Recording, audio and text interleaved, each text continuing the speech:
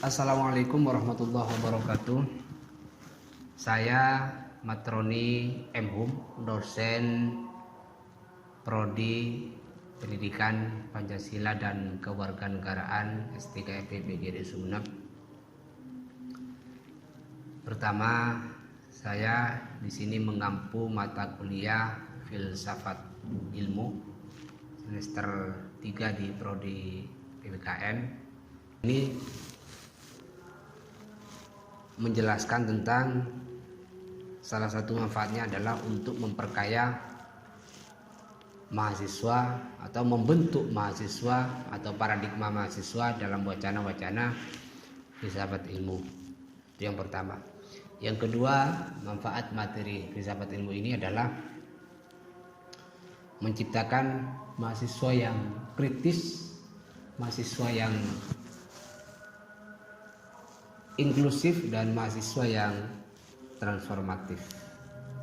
Strategi perkuliahan ini adalah strategi student center learning, di mana mahasiswa terlibat langsung dalam proses pembelajaran, sehingga ada keterkaitan antara materi hari ini dengan materi berikutnya. Begitu terus sampai pertemuan 14. Ada materi ini, kemudian materi ini yang ada keterkaitan dengan materi-materi yang selanjutnya. Tetapi mahasiswa juga begitu. Dan ini tugasnya juga ada mandiri, ada kelompok. Ini biasa seperti membuat makalah. Tata tertibnya perkuliahan itu ada partisipasi dan paper. Ada aturan-aturannya juga. Kemudian nanti saya jelaskan aturan-aturan dari perkuliahan ini. Itu sekilas tentang bagaimana strategi pembelajaran dari filsafat ilmu. Selanjutnya nanti saya jelaskan kepada mahasiswa terkait dengan kontrak kuliah ini dan menjelaskan wacana-wacana filsafat ilmu. Begitu kira-kira sepintas, kurang lebihnya mohon maaf. Assalamualaikum warahmatullahi wabarakatuh. Setiap minggu kelompok itu minimum ada 5 atau 7 orang, dan setiap minggu kita presentasi dengan tema yang sudah saya siapkan. Ada template, nanti saya share di grup materi kita ini. Ya, yang kelompok itu mereka atau kalian satu-satu membuat esai kelompok terkait dengan tema yang saya berikan. Misalkan ada objek ilmu filsafat dan filsafat ilmu. Itu temanya. Kalian jadikan esai itu maksimal 2 lembar. Apa yang dimaksud dengan ilmu dan pengetahuan? Nah, kalau sudah Anda menerima pengetahuan yang benar, maka kebenaran itu harus kamu jadikan alat untuk merubah suatu keadaan. Itu namanya transformatif. Jadi setiap tatap muka akan diawali dengan penjelasan mengenai materi kuliah. Materi kuliah sekarang keterlibatan dengan materi-materi berikutnya.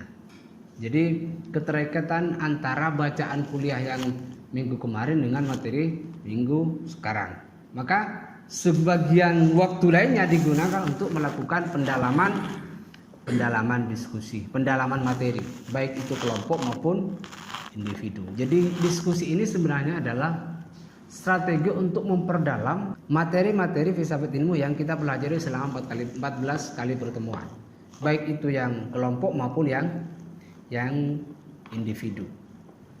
Yang kelompok Anda buat makalah. Ini ada pendahuluan, isi dan pembahasan, kemudian kesimpulan. Pendahuluan ada latar belakang, ada isi. Ya, kalau mau bisa dikasih daftar isi. Kemudian ada pembahasan. Pembahasan itu ada sub-sub bagian dari tema itu.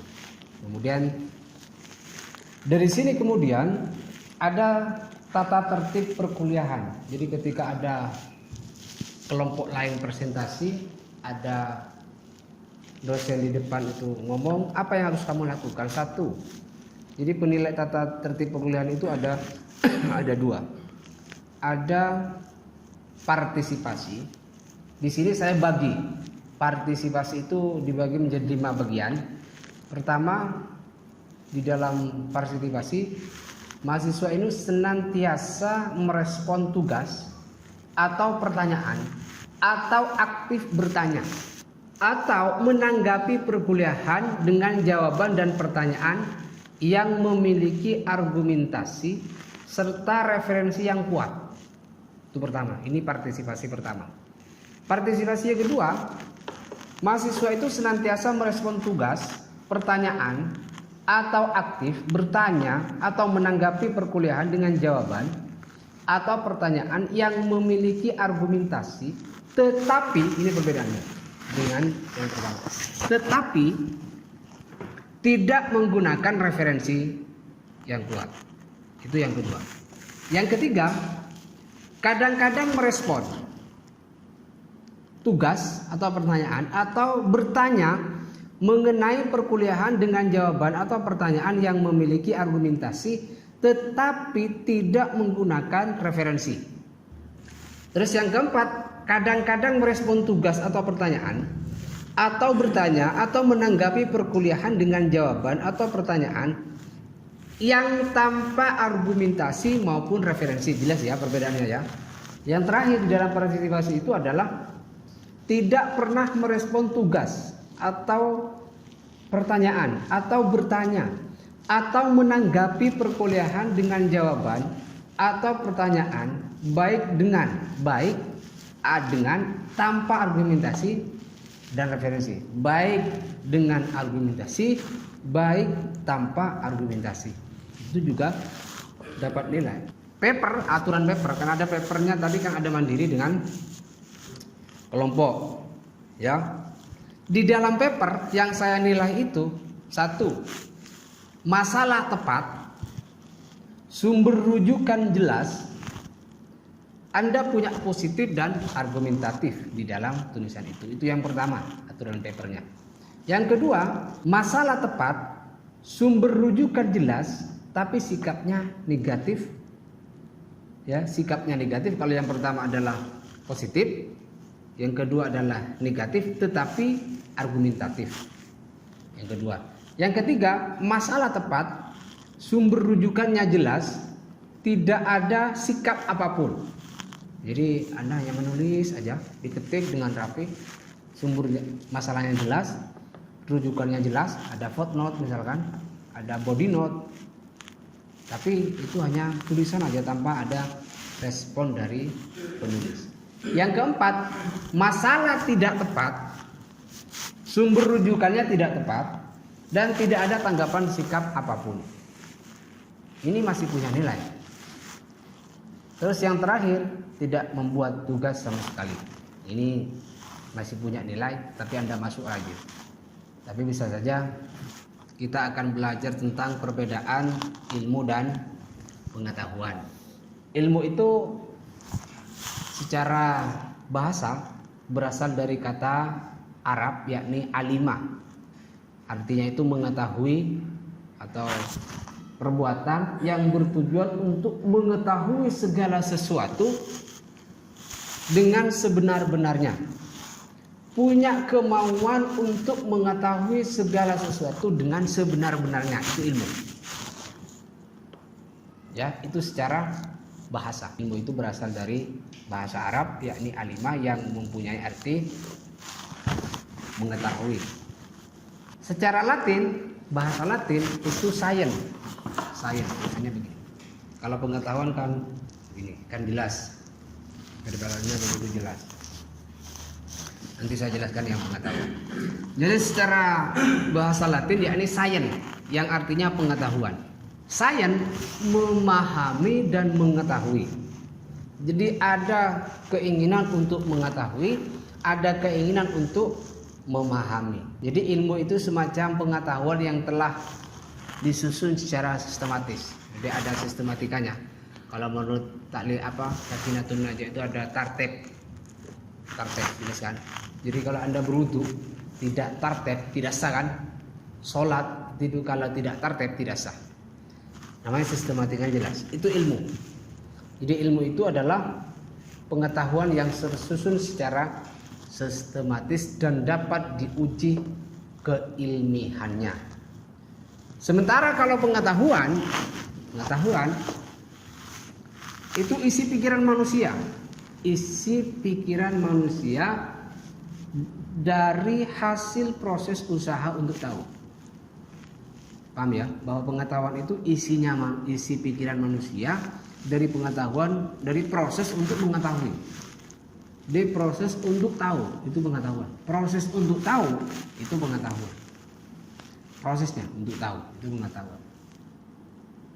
Di proses hasil pekerjaan manusia untuk tahu itu namanya pengetahuan. Jadi prosesnya itu untuk tahu itu pengetahuan. Paham ya? Itu perbedaannya. Nanti kita akan belajar juga perbedaan, kan ada ilmu filsafat, ada filsafat ilmu. Apa perbedaannya? Kita sementara yang kita pelajari ini adalah filsafat ilmu. Jadi kalau ilmu filsafat adalah ilmu tentang dasar-dasar filsafat yang mencakup sistematika filsafat, yaitu ada ontologi, ada epistemologi, ada aksiologi, ada objek-objek filsafat. Jadi itu ilmu filsafat, ilmu tentang dasar sekali. Ilmu tentang dasar dari filsafat. Apa dasarnya filsafat? Itu tadi 4. Ada ontologi, ada epistemologi, ada aksiologi, dan ada objek-objek filsafat.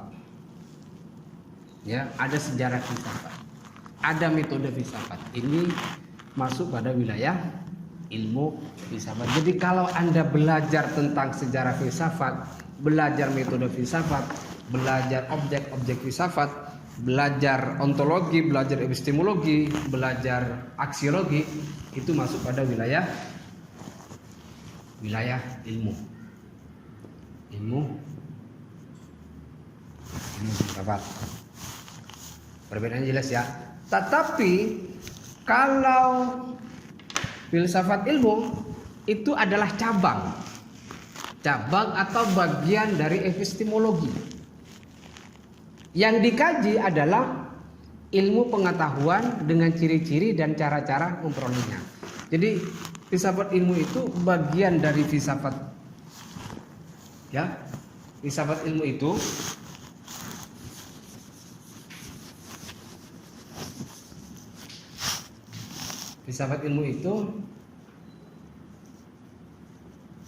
bagian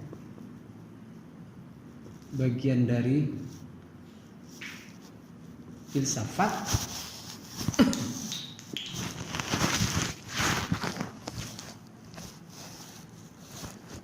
atau bagian dari epistemologi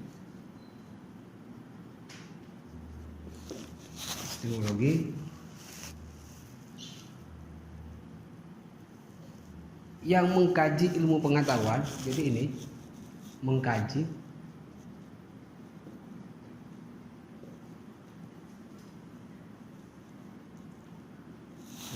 ilmu pengetahuan dengan ciri-ciri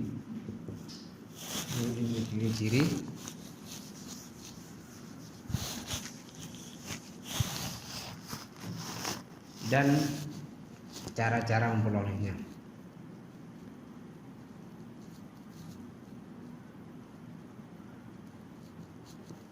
Ini jelas. Jadi filsafat ilmu itu mengkaji tentang ilmu pengetahuan dengan ciri-ciri dan cara-cara memperoleh.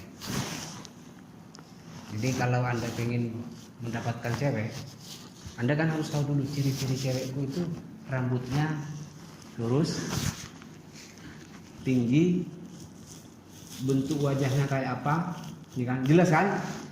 Jelas atau enggak? Iya, jelas. Jadi wajahnya kayak apa, terus kulitnya hitam apa putih atau glowing, berserah. Itu ciri-cirinya jelas. Tapi ketika Anda tahu ciri-cirinya, Anda harus tahu cara untuk mendapatkannya. Nah, itu belajar di filsafat ilmu. Jadi kalau Anda belajar di filsafat ilmu, sebenarnya tidak harus belajar mahabbah perempuan. Dengan alim ilmu atau dengan alim epistemologi, dengan alim filsafat ilmu, maka Anda tidak perlu menggunakan coklat, menggunakan cak bojaan lah, kan? Boleh cak bojaan dia. Atau ibu bini kan? Boleh kan dia? Tidak penting itu. Kalau Anda sudah alim filsafat ilmu. Karena jelas ciri-cirinya harus jelas, caranya harus jelas, dan bagaimana ciri-cirinya dan bagaimana cara untuk memperolehnya. Gampang sekali kan. Saya itu adim filsafat ilmu setelah menikah. Jadi andaikan sebelum menikah saya pasti punya banyak cewek. Ciri-cirinya kalau kita menggunakan filsafat, ciri-ciri penghapus kan begini. Tetapi kalau di dalam filsafat yang lain, misalkan kita belajar objeknya ini ya penghapus. Ini ciri-cirinya. Apakah setiap penghapus ciri-cirinya begini? Kata filsafat belum tentu. Jangan-jangan yang menjadi ciri-ciri itu bukanlah yang tampak, tapi di balik yang tampak. Ini namanya orang yang kritis itu tadi. Jangan-jangan yang dimaksud dengan ganteng benih pada nabok nada. Beda. Yang ganteng itu adalah di balik yang tampak. Polana dengan rambut warna jara-jara masih kocak ganteng. Belum tentu. Maka kalau kita lebih kritis, lebih mendalam memahami bahwa ciri-cirinya sebuah benda begini, tidak begitu saja percaya dengan benda yang begini. Tidak begitu saja. Jangan-jangan ada ciri-ciri yang lain. Atau apakah setiap spedol ini pasti begini? Apakah setiap alat tulis pasti begini? Belum tentu. Atau Anda bertanya kepada cinta kamu suka pada cewek yang bernama Hilda. Hilda ya, ada yang namanya Hilda kan? Ada Hilda. Di situ Hilda. Apakah rasa sukamu itu betul-betul suka beneran? Itu namanya orang kritis itu begitu. Tidak begitu saja percaya terhadap apa yang dirasakan, apa yang tampak, apa yang dianggap dilihat benar. Orang-orang kritisnya. Ya. Tetapi orang yang kritis itu pasti terbuka, inklusif itu kan? Terbuka. Dia punya wawasan yang terbuka, dia punya wawasan untuk selalu transformasi, ingin berubah. Sebanyak transformasi, pernah nonton film Transformer ya? Iya. Berubah kan? Berubah itu namanya berubah. Jadi ada keinginan untuk berubah suatu keadaan. Kalau aku begini terus, maka saya tidak berkembang. Jadi monoton saja setiap hari makan ini begini jam 1 sampai jam 7 sampai segini begini. Jadi jam segini terus begitu monoton, maka orang yang selalu monoton itu tidak akan pernah berkembang. Orang yang tak monoton lah yang akan menjadi berkembang terus, maju. Karena apa? Dia akan selalu berpikir dirinya, berpikir masa depannya, berpikir tentang ilmu yang dia punya. Sampai sekarang aku sudah kelas 3. Misalkan SMA. Sampai sekarang aku sudah jadi mahasiswa semester 1. Sampai sekarang aku sudah semester 3. Nah, bagaimana ilmu saya? Apakah cukup? Terus itu dibaca, itu namanya kritis. Anda sadar diri bahwa aku ini ya begini manusia yang tidak punya kekuatan. Kekuatannya adalah ilmu pengetahuan. Nah, kalau sudah punya daya kritis begini, maka orang akan terbuka. Ketika terbuka, dia pasti punya keinginan untuk merubah. Anda sadar, mana yo, engkau lambat ajar. Padahal zaman yang akan saya hadapi begini-begini. Ada semangat mesti, progres namanya. Makanya ada Islam progresif. Kamu cari itu. Ada Islam progresif. Apa? Jadi bagaimana keseluruhan ini harus terlihat Islamnya. Islam dari mana? Mulai dari pakaiannya harus Islam, pola pikirnya harus Islam, bajunya harus Islam, kertek atenya harus Islam, perasaannya harus Islam. Makanya ada buku Nalar Islam. Buku Nalar Islam.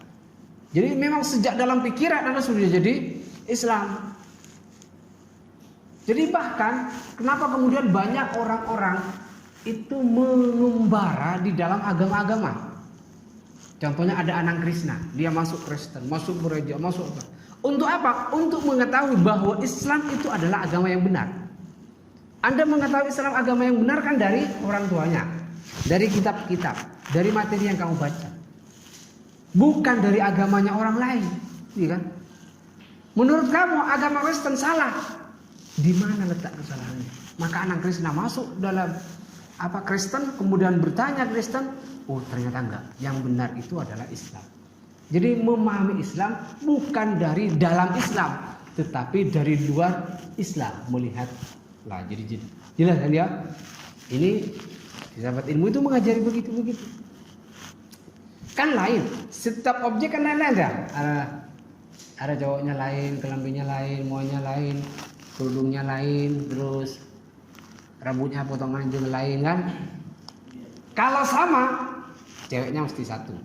Kabuli, rebuan. Ini pentingnya, makanya filsafat ilmu mengajarkan ciri-ciri dulu. Kalau sudah ciri-cirinya betul, jelas, secara detail, maka Anda tidak akan salah.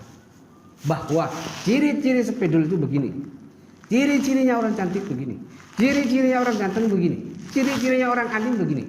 Jelas kan? Ciri-cirinya. Kalau sudah jelas ciri-cirinya orang alim, ciri-cirinya orang intelektual, begini ciri-cirinya orang intelektual. Ya. Objeknya apa? Objeknya adalah kalau filsafat ilmu kalau ilmu filsafat, objeknya itu adalah semua yang ada di sekitar manusia, semuanya. Ilmu filsafat. Jadi ilmu filsafat objeknya semuanya. Yang kamu lihat, yang tampak, semuanya pokoknya. Semuanya. Mengerti ya dengan maksud dengan semuanya. Semuanya termasuk Tuhan, termasuk malaikat, jin, orang mati, kuburan, semua itu objek. Perasaan kamu, cinta kamu, itu objek. Kamu sendiri itu objek. Kursi ini semuanya adalah objek. Ini objek. Alam semesta objek. Langit, bintang. Tetapi kalau filsafat ilmu adalah ilmu-ilmu yang diperoleh manusia, baik yang bersifat ilmiah maupun tidak. Yang ilmiah apa? Melalui penelitian. Jadi kalau ilmu filsafat pendekatannya itu adalah bersifat integral. Artinya integral itu ilmu filsafat tidak hanya mengkaji satu sudut pandang saja, tetapi menyeluruh. Jadi ilmu filsafat pendekatannya itu tidak satu dimensi. Kalau satu dimensi namanya bekecot, ya kan? Cong-congan, satu dimensi begitu. Tetapi pendekatan dari ilmu filsafat itu integral. Tidak hanya menjadikan satu ilmu itu sebagai satu-satunya kebenaran, tapi ada kebenaran yang lain. Jadi kebenaran banyak kan? Ada kebenaran menurut matematika, ada kebenaran menurut ekonomi, ada kebenaran menurut fikih, ada kebenaran menurut, jadi banyak sekali. Nah, di antara sekian banyak kebenaran itu adalah bagian dari integral. Dan itu bisa dijadikan pendekatan dalam ilmu filsafat. Tetapi kalau filsafat ilmu pendekatannya itu disesuaikan dengan ilmunya masing-masing. Jadi kalau Anda mau belajar Pancasila, pendidikan Pancasila dan kewarganegaraan, maka pendekatannya menggunakan pendidikan Pancasila. Mau belajar ilmu BK, maka pendekatannya harus menggunakan ilmu BK. Begitu. Nggak bisa marah. Orang yang punya akal, ulang yang punya anak. Ini artinya apa? Orang yang disetir oleh teknologi berarti dia tidak punya daya kritis itu tadi. Tidak punya kemampuan untuk membaca ciri-ciri. Tidak punya kemampuan untuk membaca cara-cara dari kehidupan sehari-hari. Daya kritisnya kurang. Sehingga apa? Teknologi nah, akhirnya apa? Teknologi Anda harus lebih tinggi dari yang lain. Cari misalkan RAM-nya C12, boleh 12, RAM 12. Apa mereknya apa? ROG. Kalau Apple.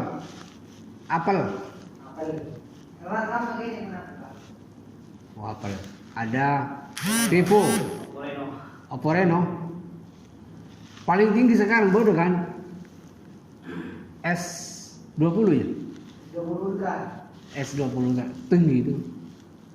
Jadi Anda dimanja oleh teknologi. Jadi bagaimana teknologi akan merebut Anda? Bagaimana Anda disetting oleh teknologi? Jarang sudah pengennya. Maka kalau sudah teknologi menyeting manusia, maka ilmu manusia tidak berguna. Ada setting lah, akalnya setting, kehidupan sehari-hari setting, ngakan sudah tek datang kan ya. Terus kan melihat nasi apa namanya, tinggal m-banking datang ke mana. Mau keluar rumah datang mobil, tinggal pilih Avanza, apa Alphard, apa Paciro, apa Fortune, datang aja ke pintu depan pintu kamu, dah keluar kamu dari seolah dijemput oleh. Kenapa nenek moyang kita kok tidak mempelajari ilmu kepadaku bahwa ini akan terjadi begini? Itu dosa nenek moyang, dosa sejarah. Kalau Anda berarti dosa orang tua. Kira-kira begitu. Ya, itu dosa. Dosa dari mana itu tadi? Dosa dari orang tua, dosa dari agama yang tidak dieksplor terlalu jauh. Kemudian Anda arabos norma-norma normatif. Sudah ini salah, irapus. Ini etika. Yang kedua, karena alasan normatif. Jadi orientasi akademik itu mengalami pergeseran dari wilayah keilmuan ke wilayah pasar, profit oriented. Jadi Anda sekolah, Anda kuliah, Anda bekerja, orientasinya bukan ilmu, tetapi pasar. Anda potong rambut yang begini, orientasinya bukan ilmu, tapi malah dilihat oleh publik, itu juga pasar. Iya kan? Acalana lobangi dia, orientasinya bukan ilmu itu. Apa? Banyak, ada kepentingan. Orientasi nago aja kayak gaya hidup kan. Ada orientasi apa macam-macam. Di kantornya bosa Binteri misalnya. Di orientasinya juga gitu. Namanya profit oriented. Jadi tidak ada apa istilah science oriented. Tak ada. Jadi kuliah semester 1 yang penting kuliah masuk, pulang, isi absen, pulang.